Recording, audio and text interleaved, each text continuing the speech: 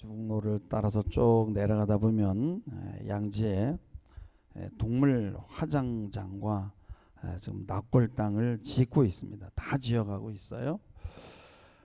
근데 그 건물이요, 사람의 그 납골당보다, 제가 많은 납골당을 가봤지만은 저처럼 그렇게 멋있는 건물은 없어. 얼마나 예술적이고 멋있고 아름답게 짓고 있는지 몰라요. 아마 한국에서 애완동물 납골당 아마 1호일 것입니다. 이게 잘 되면 전국에 이제 동물 납골당들이 져지겠죠. 참 기가 막히죠. 애완동물이 죽었을 때 그 동물을 여러분이 화장을 해가지고 그 유골을 도기에 담아서 납골당에 모신다? 이건 과거에는 감히 생각도 할 수 없는 일이었거든요. 개의 입장에서 볼 때는 엄청나게 격상을 한 거예요. 어떻게 이렇게 개가 사람의 신분으로 격상이 되었냐? 개가요, 사람이 되길 원한 것은 아닙니다. 사람이 먼저 이 개를 사람처럼 대우해 준 거예요. 아프면 병원에 데려가고 안고 다니고 같이 살면서 교감하고 스킨십하고. 이 개를 거의 사람 취급하는 것에서 끝나지 않습니다. 이 개가 주인의 사랑을 받으면서 자신감이 생기게 되고 나중에는 개가 자신이 사람이냐 착각을 하는 거예요. 이렇게 해서 개가 사람의 신분으로 올라가게 되는데 인간의 노력 덕분에 개의 신분이 올라간 거거든요.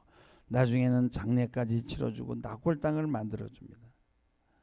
개인적으로 저는 이 동물과 개와 사람의 경계가 없어지는 것에 동의하지 않지만은 참 이런 비유를 들어서 죄송하지만 하나님이 우리 인간을 대하는 방식이 이것과 비슷하다라는 거예요. 하나님의 아들은 독생자 예수 그리스도 하나님 한 분밖에 없어요. 우리는 아들이 아니라 피조물입니다. 우리 피조물에게는 이 하나님과 같은 영원한 생명이 없어요. 개와 사람의 간극보다 더 골이 깊은 도무지 넘어설 수 없는 간극이 있습니다.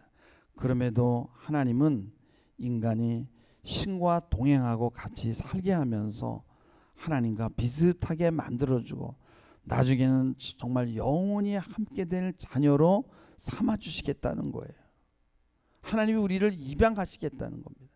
근데 우리는 바로 지금 하나님의 자녀인 것처럼 그렇게 하나님이 대우해주고 우리도 그렇게 알고 그렇게 처신하면서 살라는 거예요.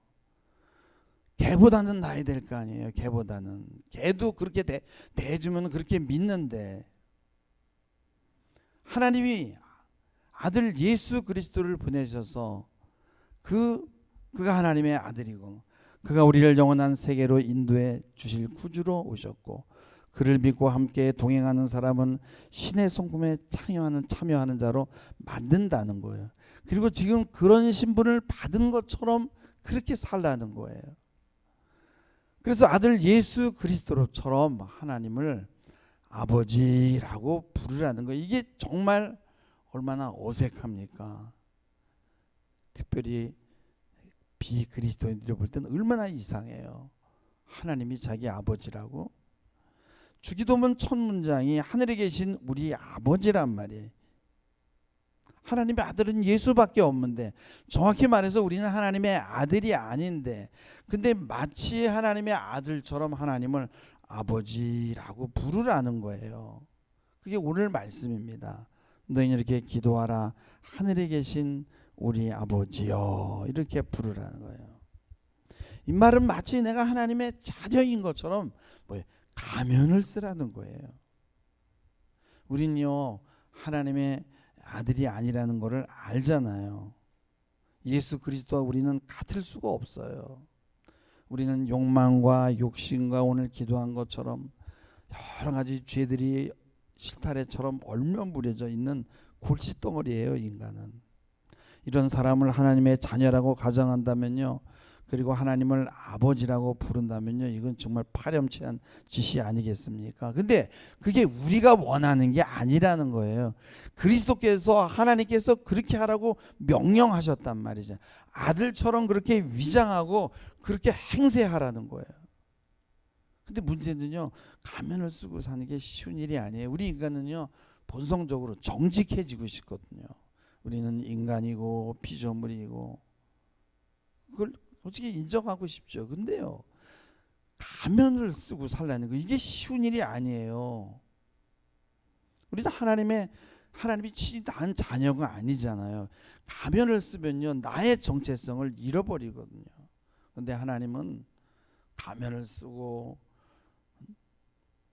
다른 정체성을 가지고 살다 보면은 너의 진짜 정체성을 찾게 된다고 말씀합니다. 오래전에 가면이라는 드라마가 있었어요. 가면 좋은 집안의 예쁜 처녀가 살해당했어요. 근데 그 가난하고 빛의 허덕이는 가난한 집안의 처녀가 죽은 여자와 얼굴이 똑같아요. 쌍둥이인지는 모르겠는데 하여튼 똑같이 생겼어요. 근데 이 처녀는 자기가 원하지 않았음에도 너 부잣집에 시집가서 죽은 여자의 역할을 하면서 행복하게 살라고 강요받아요. 근데 그게 행복할 수가 있나요? 자기가 아닌데. 자기 가족을 멀리하고 자기의 본래의 모습을 숨기고 살아야 된단 말이에요. 가면을 쓰고 산다는 게 얼마나 어려운가를 이 드라마가 얘기합니다. 그래서 이 드라마의 주제는 인간은 가면을 쓰고 살 수 없다라는 거예요. 근데 성경의 이야기는 뭐냐? 가면을 쓰고 살아라는 거예요. 하나님의 자녀처럼 행동하고 아들처럼 행동하고 그렇게 살라는 거예요. 나의 모습을 버리고 다른 사람의 모습을 살라는 거예요. 이게 쉽겠어요? 옛날에요, 성경 들고 다니면요, 사람들이 막 비웃었잖아요. 야, 내가 너 어떻게 살았는지 내가 다 봤는데 너 성경책 끼고 너 거룩한 척 하느냐? 야, 호박에 줄 긋는다고 수박 되냐? 지나가던 개가 다 비웃겠다. 그리고 빈정거렸어요. 제가 실제 그런 빈정거림을 당했어요. 제가 처음 예수 믿고요, 성경책을 이렇게 끼고 다니고 어떨 때는 교회 안 갈 때도 성경책 막 끼고 다녔어요. 전도사처럼. 근데 성경은 그렇게 하라는 거예요. 나 교회 다녀. 나 기독교인이야. 선포하라는 거예요. 아, 요즘엔 스마트폰에다 성경을 다 녹아주 다니니까 누가 교회 다니는지를 알 수가 없어. 이게 좀 아쉬워요. 일반적으로 이렇게 뭐뭇인 척하는 그 병이 뭐뭇 인양 인격이라고 그래서 이게 거짓 인격이라고 그래서 병으로 봅니다. 아무리 거룩한 척해도 아무리 그리스도인 척해도 원래의 모습, 죄인의 본질은 변하지 않습니다. 그러나 기독교는 뭐뭐인 척하고 가면만 쓰는 것이 아니라 하나님의 자녀의 가면을 쓰고 살면은 정말 하나님의 자녀로 변한다는 거예요. 위선자로 머무는 게 아니라 이 내면까지 점점 안정적으로 변하게 된다는 거예요. 그래서 계시록에 보면 옛뱀 곧 마귀라고도 하고 사탄이라고도 하고 온 천하를 꿰는 자, 이가 하나님 앞에서 그리스도인들을 밤낮으로 참소하던 자거든요. 저놈은 이런 죄를 졌어요, 저런 죄를 졌어요. 근데 그가 땅으로 내쫓겼다는 이야기를 합니다. 사단은 참소하는 자예요. 그래서 사단은 나의 실제 모습을 알아요. 내가 너를 알아. 네가 그리스도인이라고? 그러나 계시록 12장 11절에 보면은 그러나 우리 형제들이 어린 양의 피와 자기들이 증언하는 말씀으로써 그를 이겼다라고 그렇게 말씀합니다. 우리가 죄인이지만은 하나님의 보혈의 은총으로 하나님의 자녀가 되는 권세를 얻었다는 거예요. 그래서 예수를 믿는다는 것은 하나님 아들처럼 아버지 하면서 진짜 아버지를 부르듯이 그렇게 행동하라는 거예요. 마치 재벌 2세처럼 행동하라는 거예요. 우리 하나님 아버지가 하 회장님이시거든요. 이 지구뿐 아니라 온 우주가 다 그분의 것이에요. 근데 그렇게 많은 사람들이 다 회장님의 아들이면은 그 재산을 어떻게 나눠 가느냐? 여러분, 땅이 얼마나 넓어요. 지구가 얼마나 넓어요. 바다가 얼마나 넓어요. 그래서 바다도 다 나눠 갔대. 남해 가보니까. 그것도 다 등기가 돼 있어. 구역이 정해져 있고. 내가 그 집에 입양되었으면은 그 아들처럼 행세해야 되는 거예요. 근데 좀 그래, 한 10살 뭐 12살 이렇게 입양을 해버리면은 뭐 냉장고 문도 제대로 못 열고 눈치 보고 너 내 자녀야. 너 마음대로 다 이 집안에서. 그래도 잘 안 되는 거예요. 근데 얼마나 정말 내가 진짜 자녀야 하면서 그 집안에서 자식처럼 행동하느냐가 바로 믿음의 척도입니다.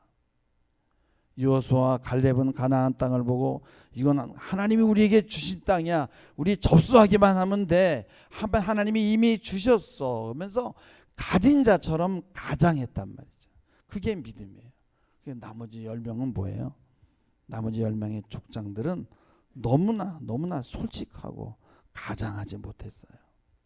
베드로전서 2장 24절에 보면은 그가 채찍에 맞음으로 너희는 나음을 얻었다고 그랬어요. 얻을 것이 아니라 얻었거든요. 그러니까 내가 몸이 아파도 다 나은 자처럼 가장해도 되는 거예요. 그러면 병이 물러가요. 저도 오늘 혼났어요. 너무너무 몸이 막 쑤시고 아침에 일어나는데 어제 일을 많이 해가지고 막 아픈데 막 아프지 않는 척 하느라고 아주 힘들더라고.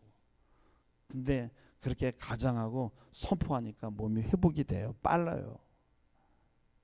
예수를 믿는다는 건요, 신분이 갑자기 승격되는 거예요. 우리가 하나님의 자녀가 되는 거예요. 놀라지 않을 수 없어요. 내가 나를 아는데.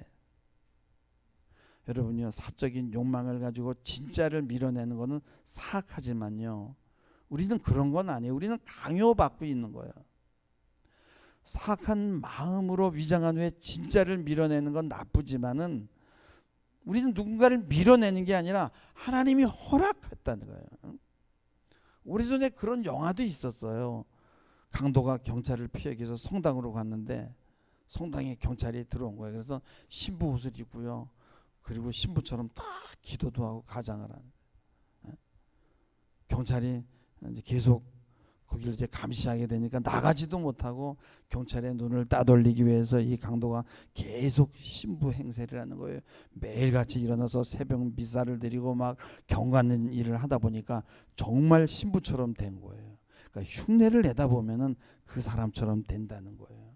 그래서 아이들이 놀이할 때 군인놀이, 병원놀이, 아빠놀이 하면서 어른 행세 하잖아요. 뭐뭐인 척하는 그 놀이가 아이들의 성장을 돕습니다. 그래서 어떤 소질을 기르려면은 그 소질이 벌써 생긴 것처럼 행동해야 되는 거예요. 그래서 베드로전서 4장 11절에 분명하게 이렇게 말씀합니다. 만일 누가 말하려면 하나님의 말씀을 하는 것 같이 하고 누가 봉사하려면 하나님이 공급하는 힘으로 하는 것 같이 하라는 거예요. 그게 바로 이 말씀이에요. 우리가 지금 그리스도로 분장하고 있다는 사실을 깨닫는 순간에는요, 나의 모습이 적나라하게 드러나는 순간이에요. 자녀의 자녀 조건에 미달됩니다. 그럼에도 불구하고 예수님처럼 하나님에게도 아버지라고 하면서 아들인 것처럼 행세하라는 거예요. 이게 바로 신앙입니다. 어떻게 보면 위선이고 가면이지만 그렇게 하라는 거예요. 왜요? 그렇게 하다 보면 그것이 정말로 현실이 돼가지고 내가 하나님의 자녀가 정말 내적으로도 된다니까요. 법적으로만 인정되는 게 아니라. 요한복음 1장 12절에 보면은 영접하는 자 곧 그 이름을 믿는 자들에게는 하나님의 자녀가 되는 권세를 주셨다라고 말씀합니다. 권세를 주셨어요. 가장하면 됩니다. 미녀가 야수와 어쩔 수 없이 결혼을 하게 됩니다. 어떤 이유 때문에. 아가씨가 어느 날 사람에게 하듯이 괴물에게 입을 맞췄는데 다행스럽게 이 야수가 청년으로 변하는 거예요. 엄청난 도약이 일어난 거예요. 이게 미녀와 야수 오페라의 내용이에요. 여러분, 가면은요, 흉한 얼굴을 가리는 위장이잖아요. 한 남자가 가면을 자신의 못생긴 얼굴을 가리기 위해서 계속 가면을 쓰고 다니다가 가면을 벗었는데 얼굴이 진짜 가면의 모습으로 바뀌어가지고 미남이 된 거예요. 가면이 현실이 되어버린 거예요. 교회 다니고 신앙생활 한다라는 건 바로 이런 것이라는 거예요. 호박에 줄을 그었는데 진짜 수박이 된 거예요. 주님이 호박에 줄을 그라고 명령했기 때문에 그렇게 위장하는 것이라서 양심상, 여러분요, 그거는 하나님의 명령이기 때문에 양심상 잘못된 것은 아니지만 그렇게 살기 쉽지 않지만 그렇게 하면 진짜 호박이 수박이 된다는 거예요. 근데 이런 일은요, 과학자들이 더 잘해요. 알리바바와 40인의 도둑에 나오는 열려라 참깨라는 게 있잖아요. 과학자들이 이 동화를 읽고요, 자동문을 생각해냅니다. 또 라이트 형제는 왜 새만 날아다녀야 돼? 인간도 날 수 있어 하면서 비행기를 만들어냈어요. 자동차를 타고 가다 길이 막히면 얼마나 답답합니까? 그냥 그 자리에서 붕 뜨면 좋겠다. 그러니까 드론을 만들어가지고 지금 세상이 난리가 나지 않습니까? 그들은 할 수 있다라는 믿음을 가지고 연구해요. 우리들은 과학자처럼 연구하라는 게 아니라 하나님이 주신 권세를 가지고 하나님의 자녀처럼 그렇게 살면 나중에 내적 인격까지 변화시켜 준다는 거예요. 학생이 여러분 선생을 닮으려고 노력하기 전에 선생님과 늘 함께 하는 게 중요해요. 함께 있다 보면 뭔지 모르게요, 선생님의 인격이 내 안으로 들어오게 되는 거예요. 그래서 선생님의 인격이 내 것화 되는 거예요. 자녀는요, 부모를 그대로 닮을 수밖에 없어요. 근데 여기다가 닮으려고 노력하면 노력한 만큼 효력이 더 빨라집니다.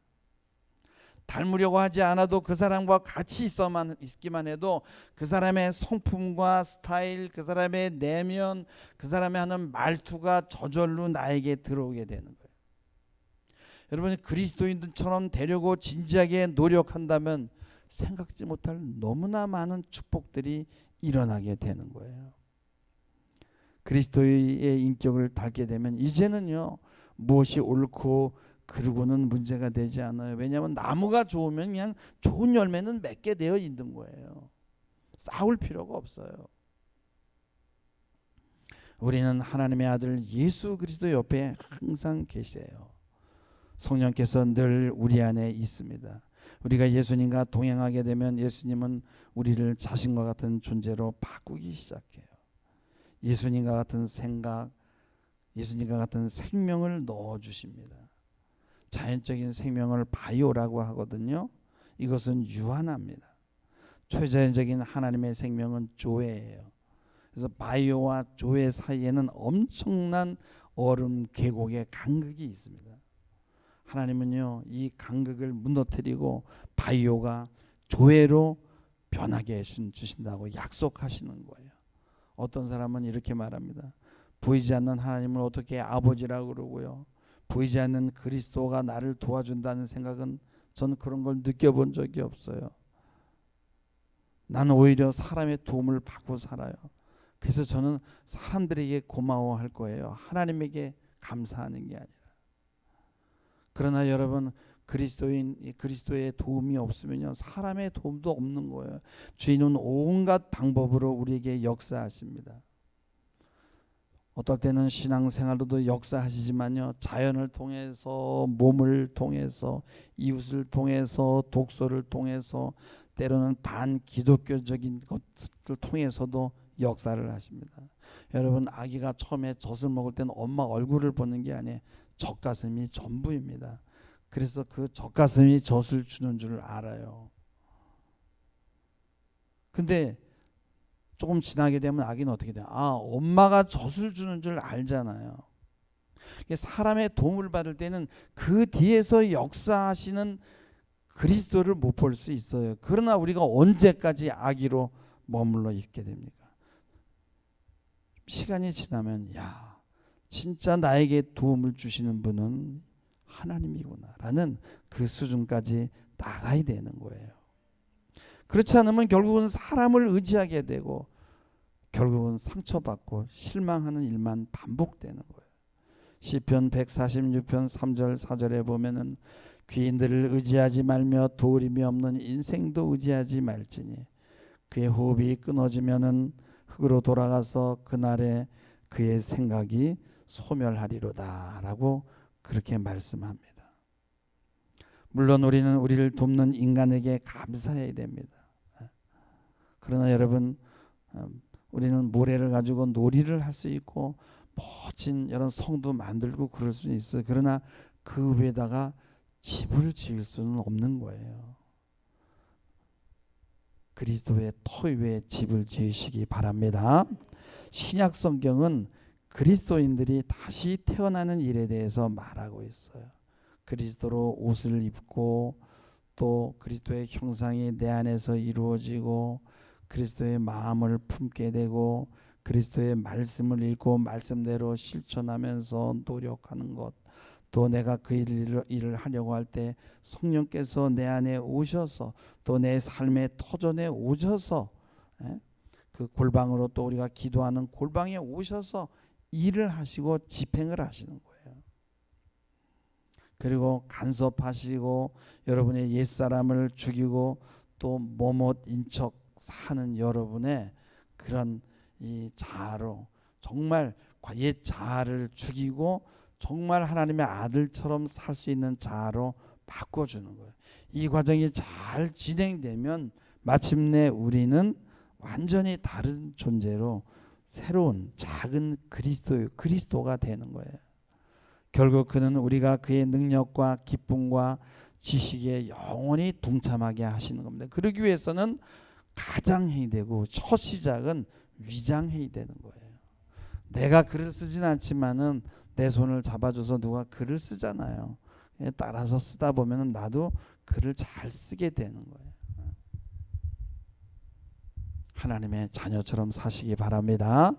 나에게 가장 필요한 변화는 나의 자신의 직접적인 의지로 내 노력으로 만들 수 있는 변화가 아니에요. 우리가 할 수 있는 일은요, 그 동기는요, 올바른 동기가 얼마나 되겠어요. 상황만 달라지면 악행의 동기가 될 수 있는 그런 우월감에서 나온 행동들이 얼마나 많아요. 정말 우리에게 필요한 것은 하나님의 말씀만이 하실 수 있음을 믿으시기 바랍니다. 어떤 의미에서 그렇게 가면을 쓰고 가장을 정말 잘하는 것은 우리가 아니라 하나님이에요. 하나님께서 정말 자기중심적이고 원망과 불평과 그 의심과 반항이 가득한 인간이라는 동물을 보면서 이 자들은 피조물이 아니라 그냥 내 아들이라고 생각하자. 그리스도가 인간이 되었고 이 자들도 인간이라는 점에서 비슷하다. 영적으로 비슷하다고 생각하자. 이들이 격상될 수 있어. 사실 그렇진 않지만 내가 그렇게 여기자. 그런 척 하자. 그 가장이 현실이 되도록 하자라고 하나님이 그렇게 가장을 한 거예요. 하나님이 여러분을 그렇게 보고 있는 거예요. 사람도 여러분요, 애완동물을 보고 그렇게 보잖아요. 마치 엄마가 여러분요, 아기에게 그 말을 배우기 전인데 어떻게 마치 아기가 말을 다 알아듣는 것처럼 계속 아기에게 말을 합니다. 알아듣든 못 알아듣든 계속 설명해요. 이건 우유고 이거는 꽃이야. 이거는 빠방이야. 뭐 어쩌고 저쩌고 하면서 계속 설명하다 보면 아이가 나중에 그 말을 진짜 알아듣고 그 말을 하는 거예요. 신앙도 이렇게 하는 거예요. 인간이 개를 정말 사람처럼 대하니까 개가 사람처럼 그렇게 비슷하게 되어 가잖아요. 하나님 여러분을요, 작은 그리스도를 보는 듯 하신 거예요. 그리고 하나님께서는 우리를 진짜 작은 그리스도로 바꾸어 가시는 거예요. 하나님이 위장하고 있는 거예요. 그리고 우리는 따라가면 되는 거예요. 그리고 하나님이 명령한 대로 그렇게 척척 하고 살으라는 거예요. 이것이야말로 차원이 가장 높은 분이 자기보다 낮은 존재를 끌어올리는 방법이에요. 그래서 여러분 하나님의 하시는 일에 아멘으로 응답하시기 바랍니다. 주님과 동행하시면서 정말 거룩한 인격으로 하나님 나라의 백성으로 바뀌고 변화되는 여러분이 될 것을 주님의 이름으로 선포합니다. 기도하시겠습니다. 주님, 우리에게 엄청난 신분의 도약이 일어났습니다. 받아들이기 어려운 사실이지만 믿음으로 받게 하시고 하나님의 자녀처럼 하늘 시민처럼 그렇게 당당하게 믿고 말하고 그런 삶을 살아내는 믿음의 장부가 되게 하옵소서. 감사하며 예수님의 이름으로 기도하옵나이다. 아멘.